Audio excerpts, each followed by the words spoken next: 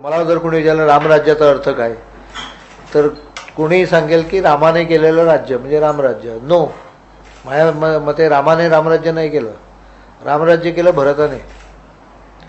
He was trustee of the people. त्याने पादुका ठेवल्या याच्यावर, नाही त्याला सिम्बॉलिक व्हॅल्यू आहे. मी जर रिअल अर्थ काढला तर he did job as a trustee and did not do it as a owner. Ram स्वतः तिकडे राज्याभिषेक केल्यानंतर he technically becomes something who is authority. Bharat did it as a trustee of a people's trust. राज्यकर्त्यांनी trustee असावं.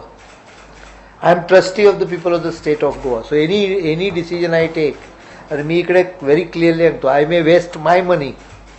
Sometime I have done foolishness and spend my money unnecessarily, but not a rupee will be spent on the state wastefully with my knowledge. He concept आहे. त्यामुळे मी घरातला एखाद्या light चालू ठेवेन, पण म्हणजे घरी नाही ठेवत. आता सवय झाल्यानंतर माणूस बिहेव सेम वे.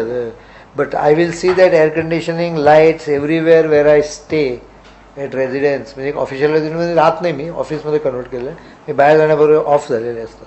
इतकंच नाही तर AC is put off 5 minutes before I live. And never put on before I come.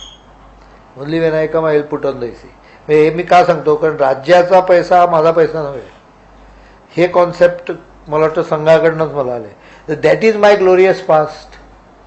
Y should I take something wrong as my glorious past. You have to understand good from the history, not bad from the history. मला संघात कधी चुकीच्या गोष्टी सांगितलेल्या नाही.